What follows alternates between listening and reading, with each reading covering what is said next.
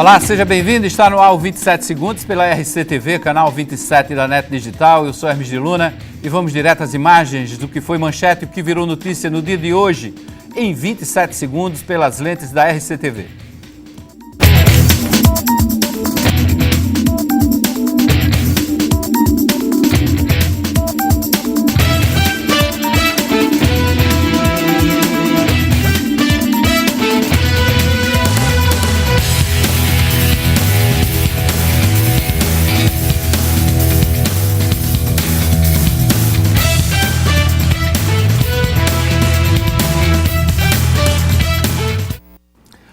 Bom, e hoje aqui nos estúdios da RCTV, ao vivo, eu tenho o prazer de receber o secretário de Planejamento, Orçamento e Gestão do Estado, Waldson Souza. A gente vai conversar aqui sobre os temas referentes a esse momento econômico, financeiro que o Estado atravessa.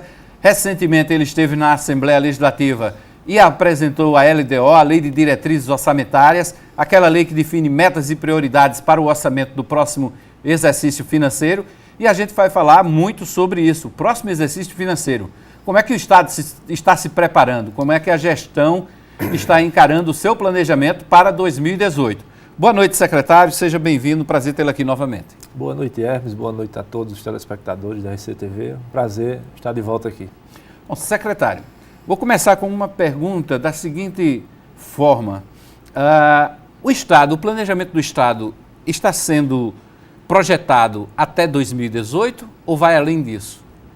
A LDO, ela contempla metas fiscais para até o exercício... Não, eu estou falando não estou me situando só na LDO. Eu estou falando do planejamento da gestão como um todo. Vai além de 2018? Mas eu tenho que falar na LDO. Pois não, vamos lá. Eu estava dizendo que na LDO e a própria lei, ela já projeta metas fiscais para até o exercício 2020, certo? Projetados.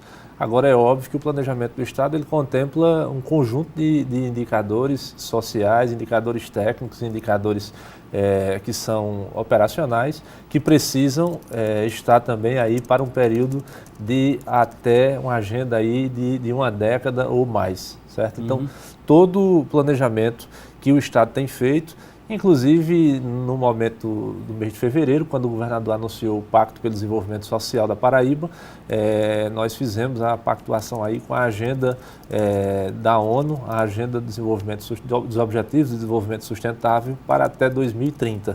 Então é uma agenda importante e contempla aí praticamente 17 grandes objetivos com metas estabelecidas e um conjunto de áreas sociais e áreas também meios que precisam de muito olhar técnico para o acompanhamento.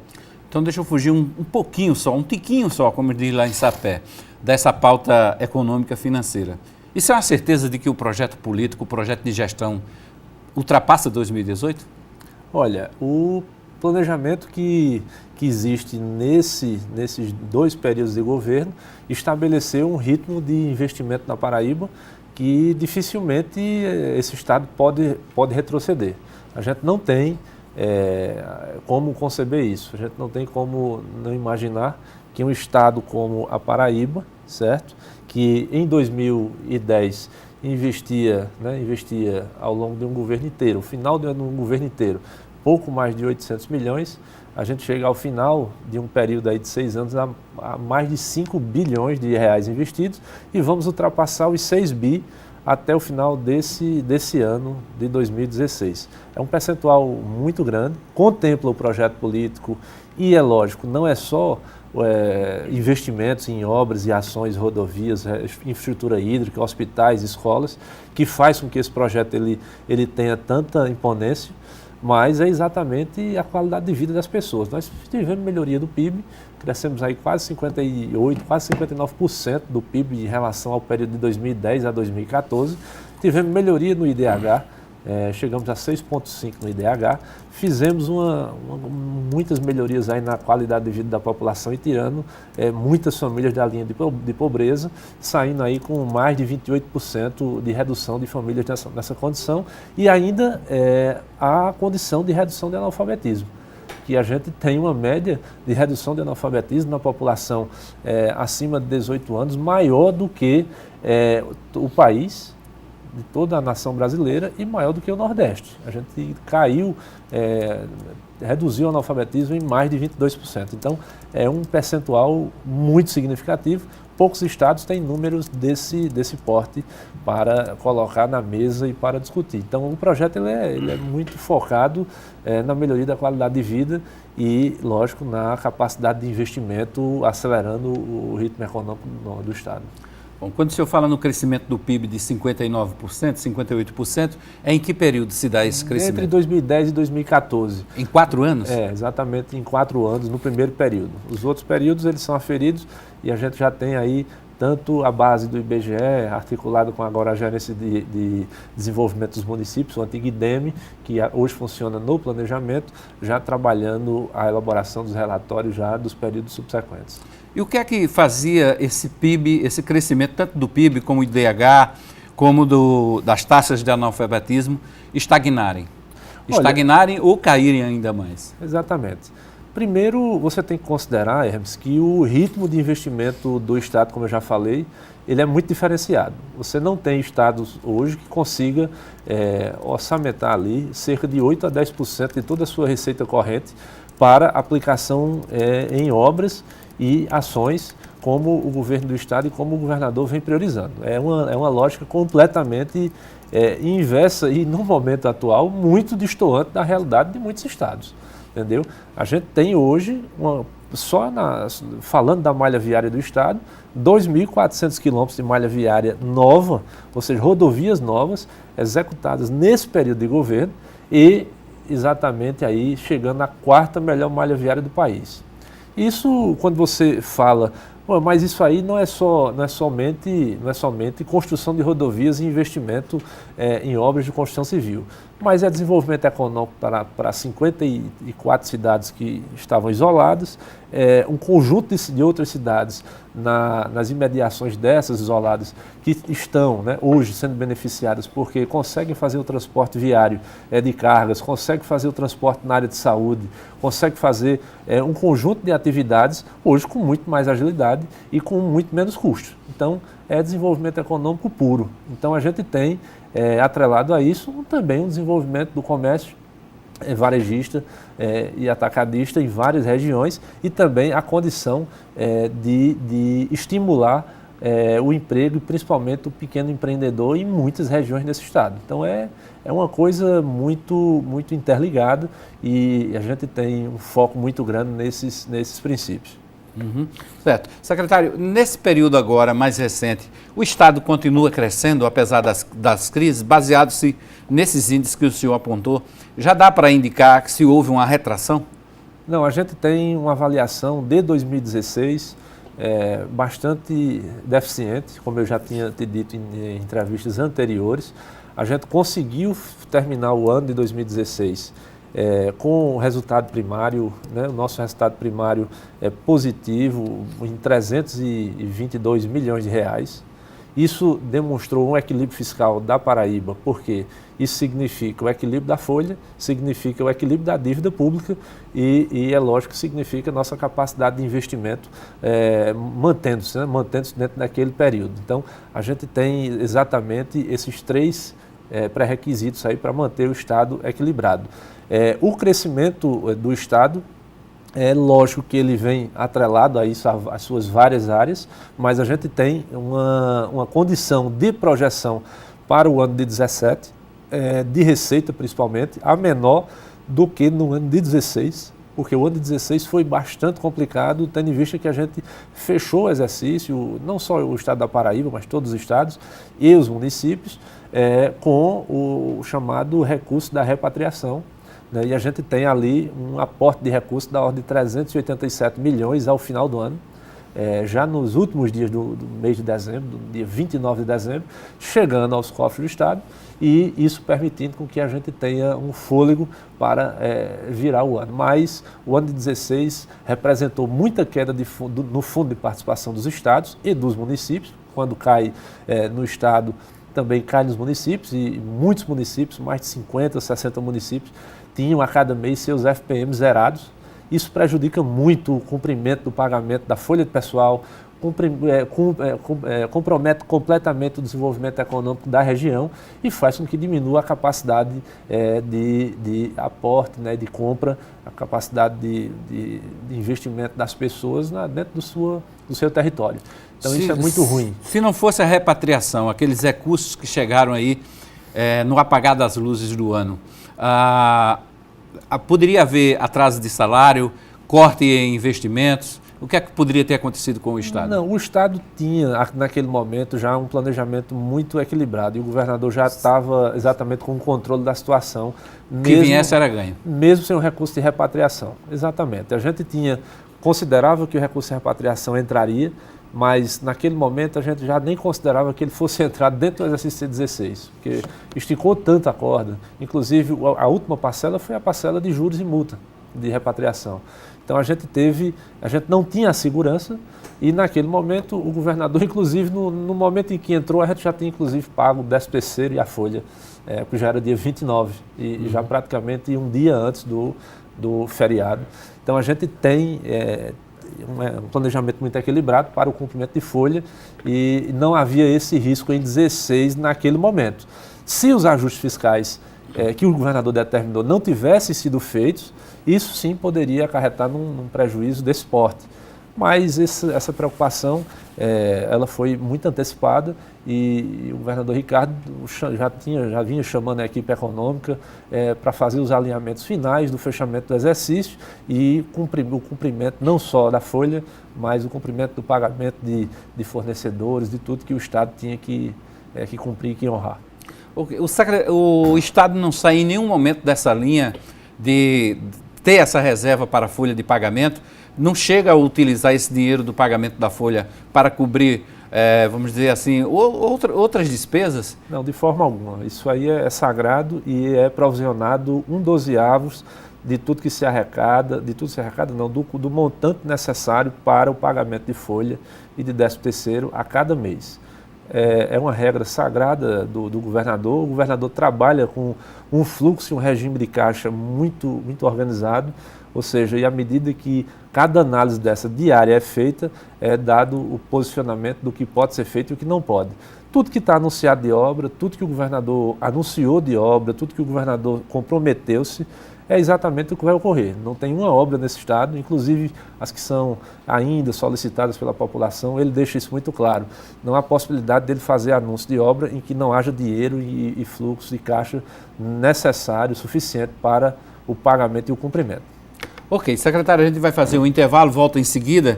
Deixa eu mandar aqui um abraço para o Luiz André, ele está dizendo: Valdson é um ótimo gestor, está nos acompanhando. Daqui a pouquinho a gente volta também com essa transmissão do trecho da entrevista pela internet. Nós vamos ao intervalo e a gente volta em seguida conversando com o secretário de Planejamento, Orçamento e Gestão do Estado, Valdson de Souza. Fique ligado.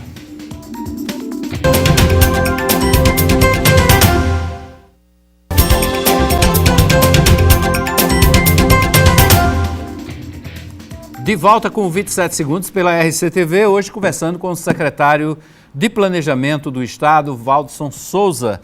Secretário, a gente está falando em planejamento, em orçamento, em gestão. O governo tem tomado algumas medidas aos poucos, né? Aquelas medidas pontuais, e está se configurando uma reforma administrativa no Estado. Mexeu com o IDEME, mexeu com a Impasa, mexeu na Rádio Tabajara. São medidas para enxugar ainda mais os gastos do Estado? Sim. Essas medidas elas foram pensadas e discutidas e a decisão foi tomada pelo governador a partir de muita análise técnica com relação a, principalmente, a diminuição, né, do tamanho da máquina pública. É importante considerar, aí, que isso muito alinhado com o momento atual que nós estamos, né, passando e com a necessidade de a gente alinhar e diminuir o gasto. Então, a gente tem, numa forma muito clara, a redução e, na verdade, extinção do IDEME, que era o antigo Instituto de Desenvolvimento Municipal.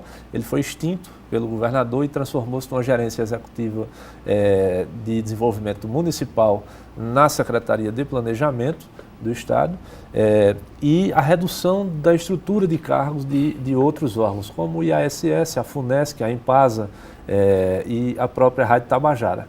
Então, essa estrutura ela torna-se mais enxuta, bem mais enxuta, e ela proporciona, obviamente, mais dinamismo, mais capacidade de operacionalidade do órgão, porque a gente realmente tinha já uma noção que esses órgãos poderiam passar por essa reforma. E aí outros órgãos poderão passar, o governador tem avaliado e estudado, mas esses foram os primeiros nesse ano de 2017. Qual é o próximo? Nós não temos ainda estudos ainda definidos para me responder essa pergunta agora, certo? O Estado tem uma estrutura na administração indireta bastante grande, mas a exemplo do que foi definido pelo governador na situação da CAGEPA, a CAGEPA passou por esse estudo, né, e teve a decisão completamente contrária do que o governo federal pretendia, que era exatamente a privatização. A gente não tinha e não tem hoje o entendimento de que a CAGEPA possa ser privatizada e nem entregue, então o governador colocou a CAGEPA fora dessa condição e fora desse rol e, juntamente com a decisão, junto com o sindicato, com toda a diretoria da CAGEPA, tomou a decisão de mantê-la com o Estado, reestruturando-a também. Com a redução desses órgãos, qual foi o tamanho da economia? Nós temos uma previsão de redução que não está ainda medida, aferida, mas da ordem ao final do ano, com essas medidas e com outras, né? Com as que virão? Não, com as que a gente já tomou antes. Já tomou antes, antes da reforma. Da ordem de 100 milhões de reais para o comprometimento de folha de pessoal, certo? Mas essas medidas, todas elas são muito quantificadas, são muito pensadas e, logicamente, não tirando a função principal dos órgãos, que é, lógico, a atividade fim de cada órgão. Tem uma redução, claro, de quadros, principalmente no quadro dos comissionados, mas os efetivos desses órgãos estão sendo relocados? Não, os efetivos dos órgãos eles são priorizados dentro da própria estrutura das empresas e dos órgãos que nós estamos aqui falando. E é preciso que seja assim. Na verdade, a capacidade produtiva do pessoal efetivo ela tem que ser cada vez melhor aproveitada para que a gente tenha, obviamente, aquela prestação de serviço a serviço do povo. E é dessa forma que foi feito, foi redistribuído a todos os servidores do quadro, a partir de um decreto do governador e a partir de um determinado período, que foi o mês de março, tiveram 30 dias para se reapresentarem a seus órgãos de origem. Todos os servidores cedidos tiveram que voltar para essa atividade na Secretaria de Origem e, querendo ficar cedido, o órgão que está recebendo é quem paga essa remuneração ao governo do Estado.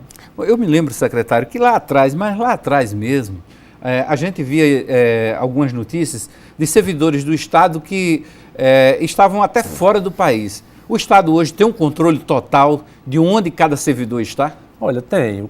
A folha do Estado hoje, a distribuição de servidores hoje, ela é uma coisa muito clara e transparente para o governo, tendo em vista que o quadro de servidores, prestadores de serviço, ele sofreu uma redução muito grande, certo? E eu digo que esse governo foi o que mais reduziu, porque os números abertos do Sagres, eles mostram isso. É só você comparar de 2010, pegar um ano antes do nosso período, e comparar até o período de dezembro de 2016 ou até agora, abril de 2017, você vai identificar que o Estado fez uma diminuição muito grande no número de prestadores.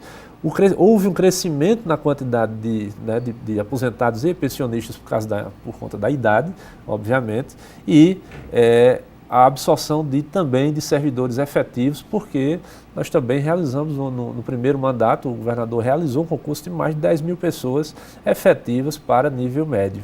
Então a gente tem uma quantidade de servidores hoje distribuídas nas secretarias e com a regra do decreto, certo? Esse prazo de apresentação à Secretaria de Origem e à Secretaria da Administração, ele finando e o servidor ele não aparecendo, inclusive, ele tem bloqueio de salário e tem também prejuízos, inclusive, para a manutenção da sua continuidade no serviço público. Mas não há um comprometimento na prestação do serviço, não, com essa redução seguida de servidores? Olha, sim, na verdade o que o governo e os governos precisam e tem que acomodar a qualquer momento, né, tanto na chegada de um governo, quanto também durante o governo, você tem que acomodar situações bastante difíceis, que é exatamente você ter déficit de pessoal em determinadas áreas, que são áreas imprescindíveis. E você não ter a possibilidade de realizar concurso público, porque a lei de responsabilidade fiscal, ela tem ali um teto, e que você não pode comprometer mais do que 60% da receita corrente líquida com o pessoal. Mas não é 60% da receita corrente líquida apenas para o Executivo, é para o Ministério Público, para o Tribunal de Contas, para a Assembleia Legislativa, para o Judiciário, para a Defensoria e para o EPB. Então a gente tem hoje um quadro ali de pessoal medido, mas os índices, se esses índices sobem, eles prejudicam apenas o Executivo. O Executivo é quem fica impedido de pegar empréstimo, é quem fica respondendo, ou seja, é uma regra injusta dentro da regra e do Pacto Federativo, totalmente injusta, mas a regra é essa, cada poder com sua autonomia deveria responder inclusive pela sua previdência e pelo seu comprometimento de folha e de outras despesas. Mas essa é uma regra que a gente defende, mas não é o que ocorre hoje na legislação brasileira. Como é que o Estado tem negociado com os outros poderes, por exemplo, e é um tema muito delicado, que é a questão do repasse dos duodécimos, né? Porque todos os poderes falam em economia, em enxugamento, mas quando fala em redução do duodécimo, no repasse das verbas que cada poder tem direito, aí começa aquela gritaria, né? Aquela chiadeira, e a autonomia vem sendo cobrada com força. Isso. Essa discussão ela sempre existiu. E eu acredito que você deve ter acompanhado a audiência da Assembleia, a audiência da LDO na última quinta-feira. E um dos debates centrais era exatamente a regra e a distribuição de duodécimos dos poderes. O que é que ficou definido e o que é que está estabelecido na lei? A lei ela deixa muito claro, Hermes, que o orçamento do Estado, do Poder Executivo, tem que ser 80,67% para o Executivo. A diferença, né, para chegar aos 100%, distribuído para os demais poderes. Isso eu deixei muito claro lá, inclusive colocando que, com a projeção de receita menor, que nós teremos para o exercício de 17, nós aplicamos a regra de manter o duodécimo fixo, o mesmo duodécimo que ficou aplicado para o exercício de 16, sem haver prejuízo aos poderes, certo?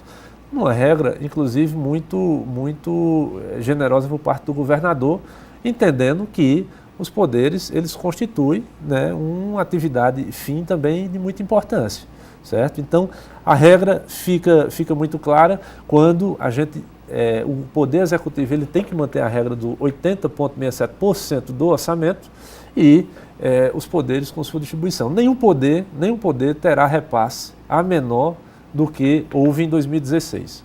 Essa regra ela está assegurada na LDO. Então significa dizer que os poderes que já têm aquele orçamento ajustado também não terão margem para conceder reajustes?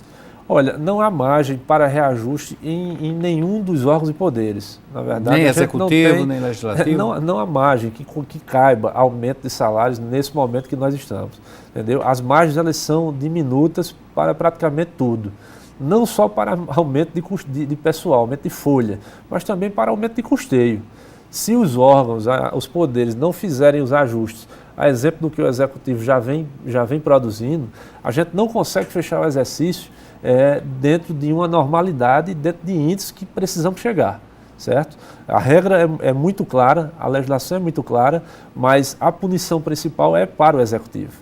E a gente tem deixado isso muito evidente para os poderes, que existe uma regra e uma regra que consta na lei, que é exatamente o cálculo de duodécimo a partir da receita ordinária do Estado. Ou seja, a receita ordinária é exatamente a receita de arrecadação própria, das fontes 100 e 101 que o governo arrecada e pode repassar, certo? Excluindo as transferências de Fundeb, outras coisas, outras receitas que são completamente vinculadas e não podem serem distribuídas a nenhum, porque tem destino específico. Então, a receita ordinária ela é a base de cálculo do duodécimo, certo? De todos os poderes. E a gente tem uma regra muito clara com todos os chefes de poderes. O governador tem deixado isso muito claro. O momento é de ajuste, de arroz fiscal, e a gente precisa acompanhar. E a gente tem visto já exemplos disso, né, no Judiciário, no MP, na própria Assembleia Legislativa. Ou seja, todos os poderes estão trabalhando no controle no próprio Tribunal de Contas, estão muito preocupados com a situação de equilíbrio dos órgãos e, de certa forma, contribuindo com o equilíbrio do Estado e com a governabilidade do Estado. Uhum, certo. Isso tem sido monitorado não só no Executivo, aliás, o Executivo monitora os gastos dos outros poderes, embora eles sejam independentes, mas quem tem a chave do cofre é o Executivo. O Executivo ele tem o papel de fazer o monitoramento de índices. Os gastos eles são conhecidos porque eles estão todos dentro do sistema CIAF, né, do Sistema de Administração Financeira, e a gente tem que monitorar praticamente dia a dia a execução. Não há interferência do Poder Executivo para qualquer que seja o gasto dos poderes e dos órgãos, certo? Que são hoje autônomos.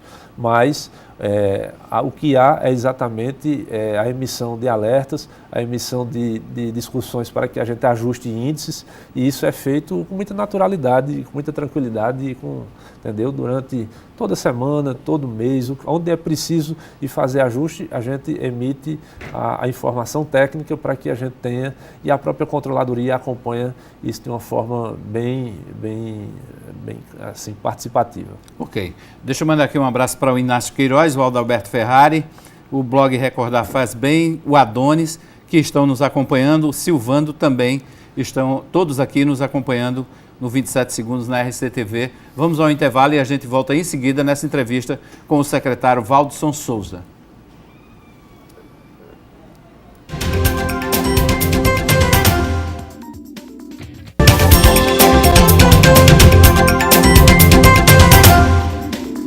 De volta com o 27 Segundos, conversando com o secretário de Planejamento, Orçamento e Gestão do Estado, Valdson Souza. Secretário, na semana passada, como eu já disse, o senhor esteve lá na Assembleia Legislativa, foi fazer aí a defesa da LDO. A LDO deve passar sem problemas, até porque a base política parlamentar do governador na Assembleia é muito grande em relação à da oposição. Trata-se de uma questão financeira, econômica, mas tem também o lado político, e na base política o governador tem ampla maioria. O que é que projeta a LDO para 2018? O que é que a gente pode ter em termos de valores mesmo? A LDO ela prevê um orçamento da ordem de 10 bilhões 788 milhões. Em relação à LDO de 2016, há um pequeno crescimento de 2,2 exatamente, mas a LDO ela é recheada de metas fiscais, certo? De metas para os grupos de despesas que a gente tem, como pessoal, como investimentos, como custeio, que são as outras despesas correntes, como exatamente a dívida pública, ou seja, essas metas elas precisam estar calculadas e projetadas, certo? Não só para o exercício de 18, mas ela já anuncia nos seus anexos já as projeções para até o exercício de 2020. Então a gente tem ali números importantes ali destacados. Na LDO de 2018 a gente fez a projeção estabilizando o cálculo de pessoal, projetando que a gente vai manter estável o cálculo de pessoal, mesmo considerando os aumentos vegetativos, o crescimento vegetativo da folha. Aumento vegetativo significa aquelas databases, piso nacional dos docentes? Do magistério, os que são puramente obrigatórios, salário mínimo, magistério e database, a gente considerando essas projeções. E projeta uma redução das outras despesas correntes, que são exatamente o custeio da máquina, saindo de 23% para 21%, e um crescimento no investimento, saindo de 7,3% para 8,41% para o exercício de 18%. Então, são números gerais, mas são números bem importantes, porque compõem os 3 maiores grupos, certo? De investimento, os 3 maiores grupos de despesa, e eles são anunciados com muito foco na LDO. quando os parlamentares, quando a gente vai discutir tecnicamente, praticamente apegam-se a esses 3 dados, porque são exatamente os dados que compõem o gasto inteiro da gestão pública, retirando a dívida pública. Tá. Quanto é que o Estado paga de dívida pública? A gente tem hoje em torno de, não tenho o número preciso, mas em torno aqui de 19 milhões BNDES. Estava em torno de 25, é isso? 38, 39 milhões mês. 38, 39 milhões mês. Com todo o conjunto. É essa parcela que o governo tenta repactuar com o governo federal e não consegue, né? Esse parcelamento ele está ancorado na Lei Complementar 156 de 28 de dezembro de 2016. É o parcelamento das dívidas do BNDES, certo? Das dívidas de empréstimo do BNDES para os estados que tiveram dívida do BNDES. E ela tem uma expectativa de alargamento da dívida e de uma carência de um período de 2 anos para o pagamento dessa dívida. Como a lei já está vigente desde o ano passado e ela estabelece regras e termos aditivos assinados entre os estados e o BNDES, o governador tem feito investidas também muito fortes na tentativa, tanto com o governo federal quanto com o BNDES, de pactuação de cumprimento dessa lei. Essa lei precisa ser cumprida, tendo em vista que ela geraria um fôlego aqui para o Estado aí da ordem de pelo menos 19, 20 milhões por mês, se a gente tivesse com ela em vigor. Então a gente tem claramente uma luta aí diária do governador e da equipe para o cumprimento dessa lei, inclusive com muitas agendas do governador em Brasília, com o próprio presidente, com a própria presidente Dilma Ébora, com o presidente Temer, com o próprio Ministério da Fazenda, ou seja, é uma briga muito grande. Todos os estados têm pedido o cumprimento dessa lei e a gente aguarda a convocação do BNDES para que a gente possa assinar esses termos aditivos a esses contratos. Agora está complicado, né? Porque às vésperas do pipocar dessa nova crise institucional, os governadores se reuniram lá em Salvador e estavam exatamente tentando essa repactuação com o governo federal. Soube até que tinha um grupo de governadores que iria ao presidente Michel Temer com um documento oficial do fórum pedir o refinanciamento, né, o refis dessa dívida, mas estourou tudo de novo, nova crise política, fica difícil, acho que o gestor se arrepia todo quando vê uma crise dessa pela frente. A instabilidade política ela causa esse desequilíbrio no país todo, a gente tem aí a dependência, né, da estabilidade, a volta do equilíbrio e do crescimento econômico, que passa por aí. Com esse cenário político atual, realmente toda aquela movimentação dos governadores fica prejudicada, porque na verdade a agenda ela deixa de ser prioritária e passa mais. A gente tem que manter as instituições funcionando. A gente aguarda que o BNDES mantenha a agenda de convocação dos estados e é isso que a gente espera já para os próximos dias. Houve alguma sinalização? Olha, a gente aguarda ainda os contatos oficiais do BNDES, as sinalizações elas não são ainda oficiais, mas a insistência do Estado é muito grande. A insistência, inclusive, do próprio governador, ligando e preocupando-se com isso, praticamente que todos os dias. Porque, na verdade, isso faz parte do conjunto do equilíbrio fiscal e faz parte também do direito do Estado de ter, porque está configurada uma lei aprovada desde o ano passado. Uhum. Tem também a questão da guerra fiscal, da chamada guerra fiscal, né, daqueles benefícios concedidos para que empresas se instalem em determinados estados. A Paraíba, claro, como os outros estados, tenta atrair essas empresas através desses benefícios, né, e redução, isenção das alíquotas de ICMS para as empresas. E também uma pauta dos governadores, novamente, outra pauta travada por conta dessa crise, né? Exatamente. A gente tem nessa pauta aí, Hermes, uma tranquilidade muito grande. Você vem acompanhando também pela imprensa, o esforço do governador Ricardo junto aos demais governadores para que a gente estabeleça uma pauta uniforme, uma pauta que seja respeitosa para com os estados, ou seja, uniforme no debate, mas que respeite, logicamente, as características de cada região e de cada estado, ela é sempre a pauta que vem sendo colocada à frente. E não tenha dúvida, a situação fiscal de cada estado, a política fiscal que se estabelece em cada estado, ela precisa ser mediada, porque, na verdade, você não pode ter uma relação também de disputa em fronteiras, porque você não produz estabilidade também com isso. Mas os governadores têm esse foco, os governadores sabem disso, e o governador Ricardo ele tem acompanhado com muita proximidade. A agenda, na verdade, tem até liderado essas agendas, considerando as pautas do Nordeste como pautas prioritárias lá para o Palácio do Planalto e colocando coisas que, inclusive, a gente avançou e outras a gente ainda não avançou. Bom, dependendo do avançar, do decorrer dessa crise, o Estado pode revisar essas metas estabelecidas para o orçamento de 2018? Sim. A revisão de metas ela é possível a qualquer momento, com crise ou sem a crise, ou para mais ou para menos. Mas a crise deixa mais evidenciado nessa. A crise, a qualquer sinalização de queda de receita, a qualquer sinalização de perdas de receitas que sejam consideráveis, a gente tem por obrigação fazer as comunicações técnicas a todos os órgãos da área econômica do governo, a Secretaria de Tesouro Nacional, para fazer a repactuação do plano de ajuste fiscal e também fazer o ajuste que for necessário internamente, com medidas objetivas. Uhum. Falar em receita, o FPE, o Fundo de Participação dos Estados, tem apresentado queda no repasse? A gente tem uma situação de queda muito acentuada no período de 16, que foi recomposto praticamente no fim do ano pela repatriação e a gente empatou, chegou no fim do ano naquela situação de equilíbrio por conta disso, e começou o ano com uma situação mais equilibrada, no mês de janeiro, fevereiro e março.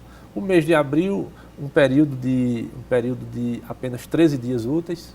O mês de abril foi um mês bastante complicado para a Receita, mas mesmo assim a gente tem uma linha de gráfico de ICMS muito mais estável do que a do FPE, é muito perceptível. O FPE tem variações muito grandes, você tem mês que você tem uma receita X, no outro mês você tem uma receita 30%, 40% a menor do que a receita do mês anterior. Talvez porque o ICMS seja efetivamente a atuação do Estado na fiscalização, na arrecadação de impostos. O ICMS ele tem exatamente isso que você diz. A estabilidade ela se dá exatamente pelo Estado ter a governabilidade da arrecadação e por ter ali estabelecido um critério que não produz perdas. A gente tem sempre a manutenção desse patamar. Mas a situação econômica ela nos dá alguns alertas que são significativos para o que a gente tem que projetar, que é exatamente o quê? A situação econômica do país, na projeção que foi apontada pela Secretaria de Tesouro Nacional, com inflação de 3,9% a 4,5%, ali numa variação, hoje a gente não tem a projeção daqui para o final do mês de maio, até o dia 30. Tem aquela neblina na frente, não enxerga não sabe o que acontece palmo à frente do nariz. Com a última parcela do FPE. Entendeu? Então, a gente tem uma instabilidade aí de projeção ainda grande. Se a gente não tiver queda de receita, e poucos acreditam nisso, a gente não tiver queda, ótimo. A gente fica ali num patamar estável e vamos em busca de recuperar o tempo perdido. Havendo o movimento, ele tem que ser outro. O Estado tem que fazer, até porque nós estamos chegando no mês de junho, já é o fechamento do 5º mês do ano. Isso. E entrando já aí... É a metade, né, do ano. Metade do ano. E aí é um mês completamente atípico, logicamente muito festivo, principalmente no Nordeste. A gente vai ter um giro importante na economia, na área que é produtiva para esse setor. Turismo, mas vai ter prestação de serviço. Vai ter queda em outros setores. Então a gente tem aí um tipo de compensação que o pessoal da Receita, que a Secretaria de Receita, a Secretaria, a própria Controladoria tem também discutido muito, a Secretaria de Desenvolvimento Econômico, o Planejamento. Então essas equipes elas estão muito alinhadas nisso. Na Assembleia Legislativa é comum a gente notar críticas da bancada de oposição de que o governo aumentou praticamente todos os tributos estaduais. Se não tivesse havido esse reajuste nas tarifas, nas taxas, nos impostos do Estado, a situação podia ser dramática para os cofres públicos? Olha, as projeções de tributos que são estabelecidas para o Estado, elas são em cima exatamente do perfil econômico do país. Ela não fugiu da regra nacional em nenhum momento. Tudo que foi projetado para o exercício de 16 e para o exercício de 17, as tarifas e as contribuições e impostos que hoje são do Estado, elas estão estabelecidas de forma legal. Se a discussão de que é muito ou que é pouco, a bancada de oposição pouco apresenta argumento técnico, sabe, Hermes? A gente tem muita dificuldade porque, na verdade, há muito desconhecimento técnico do que se fala. Agora, você considerar que você tem e mantém um estado como a Paraíba, que era um dos estados que ocupava lá as últimas posições do ranking nacional, exatamente com o FPE somente, é muito pouco lógico você achar que é isso. Ou você tinha a manutenção da estabilidade do próprio ICMS, de IPVA, de ITCD no Estado, para que a gente tenha essas garantias e a gente consiga estabilizar a economia do Estado, ou você não administra, você não tem o que fazer, entendeu? Não tem uma regra diferente dessa. Então, o ajuste fiscal ele é também por isso, mas é preciso entender que a regra não é a que é utilizada por governos passados. Os aumentos, e não foram esses, nem são esses, eles não são dados para fazer benefício de empresas e de organismos privados. Entendeu? Então, a gente tem uma regra bastante clara e bastante discutida também com a oposição, inclusive quando levanta esse tipo de argumentação, que é, ao meu ver, frágil. Ok. Deixa eu registrar aqui a audiência do Roberto Porto Chaves, da Fátima Lima, do Ivaldo Gomes, estão nos acompanhando por aqui. A gente vai fazer mais um intervalo. Na volta, quarto e último bloco do programa, do 27 segundos. Hoje entrevistando o secretário Valdson Souza, também registrando a audiência de Lúcia de Fátima, que está aqui nos prestigiando. Vamos para o intervalo e a gente volta em seguida com o quarto e último bloco.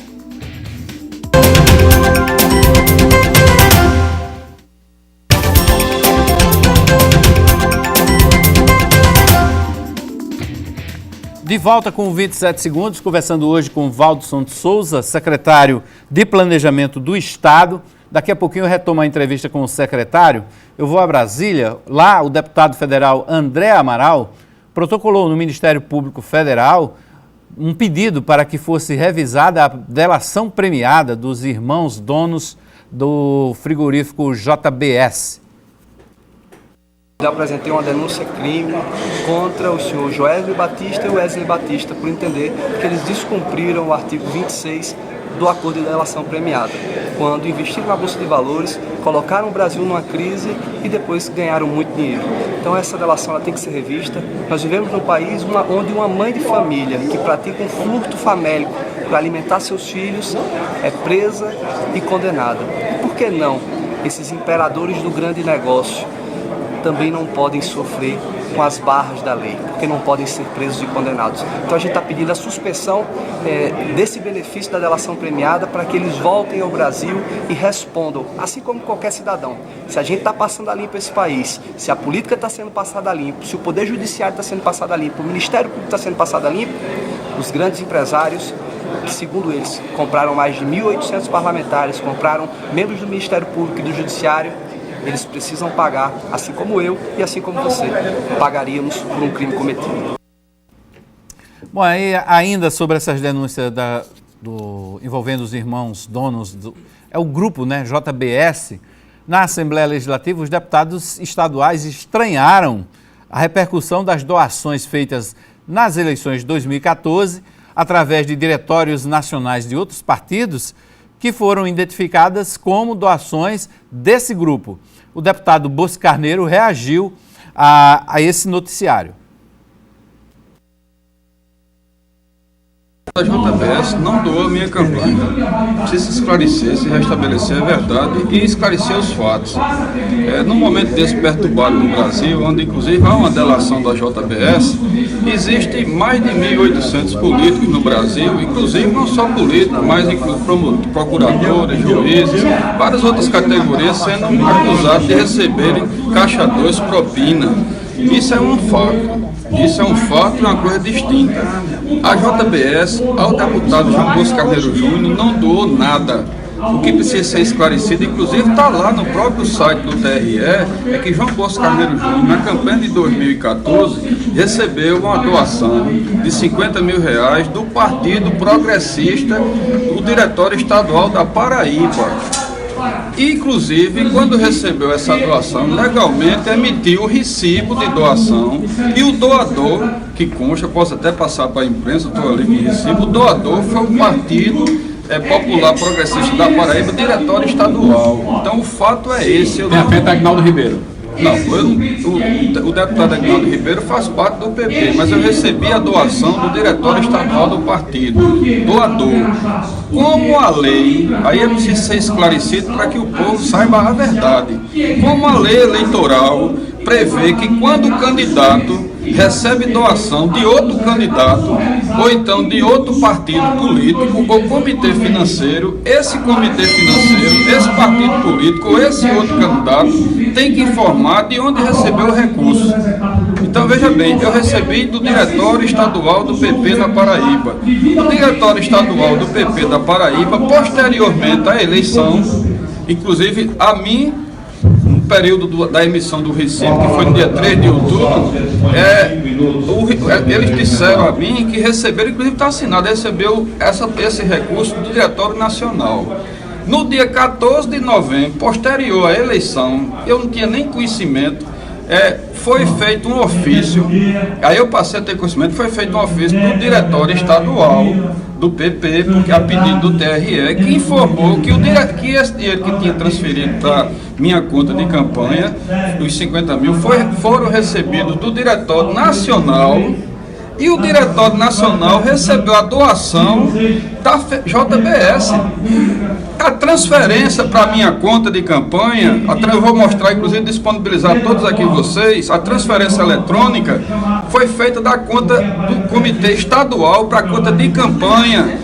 E esses recursos foram oficializados, foram pagos, inclusive, despesas de campanha legais e foi aprovado pelo Tribunal Regional Eleitoral da Paraíba.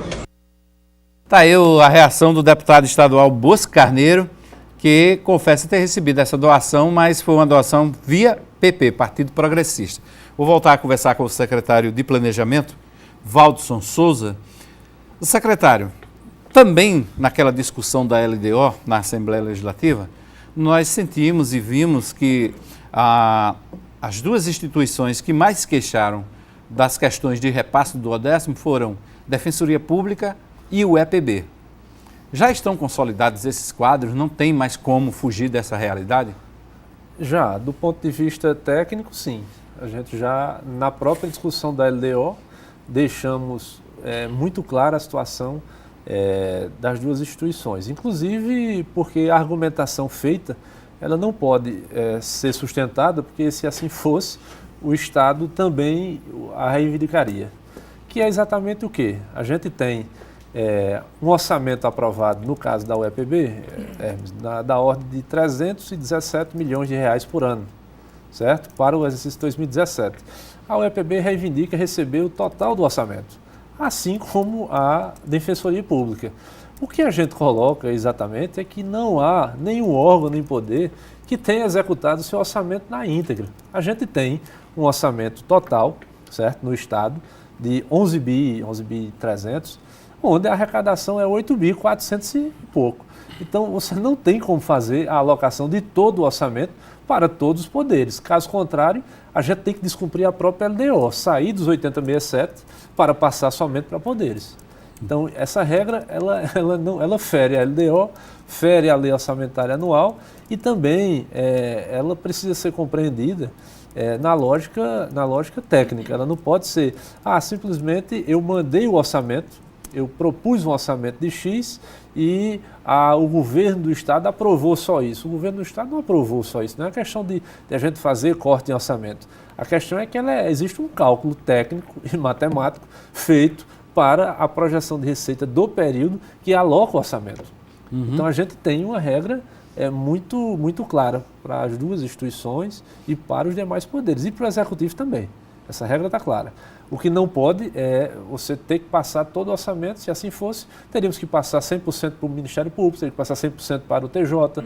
Tal. E não é essa a regra atual vigente. A gente tem que ter a garantia dos 80,67 da LDO e tem que garantir, no mínimo, o percentual fixado do exercício anterior para os poderes, que é uma regra muito boa para os poderes, inclusive, porque eles têm a garantia de um duodécimo fixo e tem também a condição de não diminuição de nada. Se fosse pela projeção de receita, o Executivo teria que propor até a redução, porque quem perde nessa conta é o Executivo.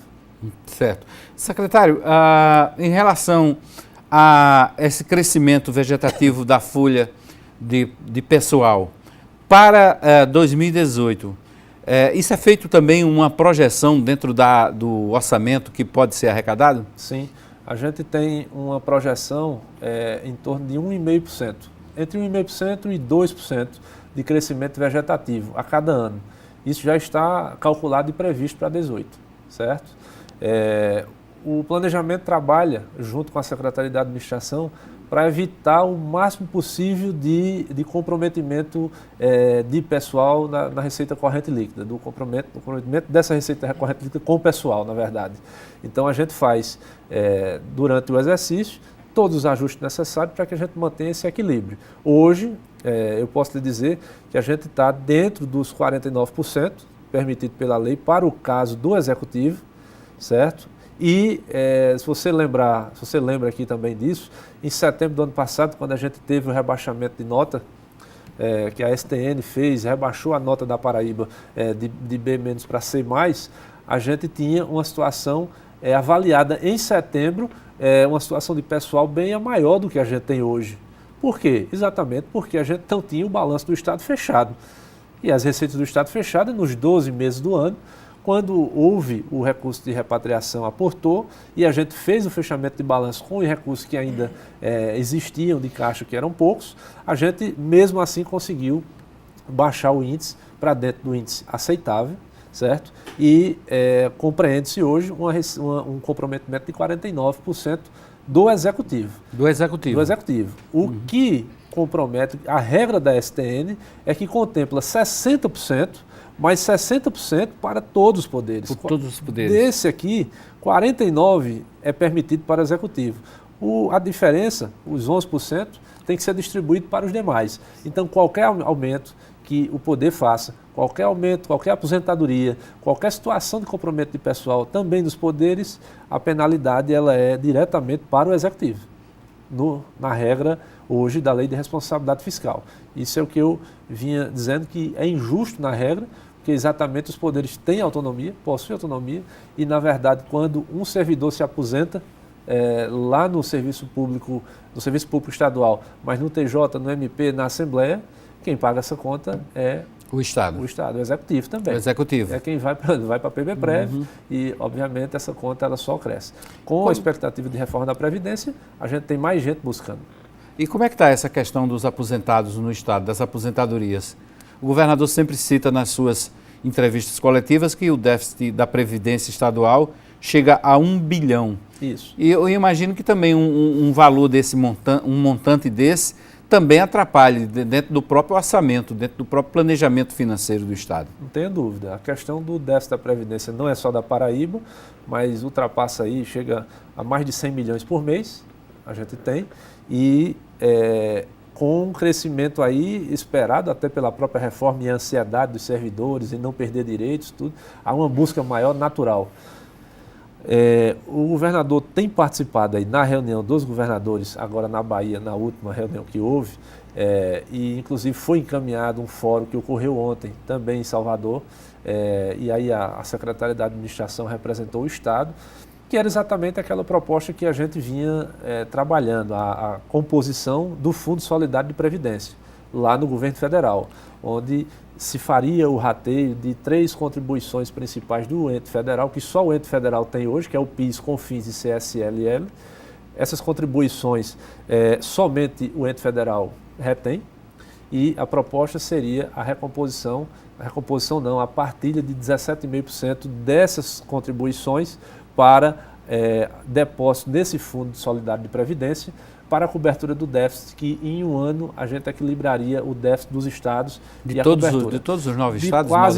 De quase todos os estados do país. Ficariam apenas 6 fora, se a gente tivesse a garantia de uma nova fonte de receita a partir dessa divisão de receita da União. O grande debate mas tira mais da União de quem está com déficit? Sim, tira. Mas tem que se lembrar que existe uma reforma tributária em curso, onde inclusive se contempla a volta da CPMF, que recompõe até mais do que está se retirando aqui. Então, na verdade, é um jogo de perde e ganha que os estados e as bancadas vão ter que discutir. A gente não pode... Equilibrando os 27 estados como um todo, está equilibrando a União, né? Está equilibrando a União. E a gente precisa ter a sensibilidade de que essa proposta é uma proposta técnica formulada lá pelo Conselho de Secretário de Fazenda, aprovada pelo Conselho de Planejamento, pelo da Administração, ou seja, tem uma composição técnica aqui muito forte e que as bancadas ainda não tiveram a condição política de discuti-la e de colocá-la em curso no Congresso Nacional. Ok. Secretário, obrigado por sua presença aqui no 27 Segundos. Chegamos aqui ao final da entrevista. Mais uma vez, muito obrigado. Eu que agradeço a você, a RCTV, a todos aqui do estúdio. Um abraço a todos os telespectadores. Ok. Bom, chegamos ao final do 27 Segundos. A todos uma boa noite. Amanhã estou de volta às 9 da noite aqui ao vivo na RCTV. Até lá.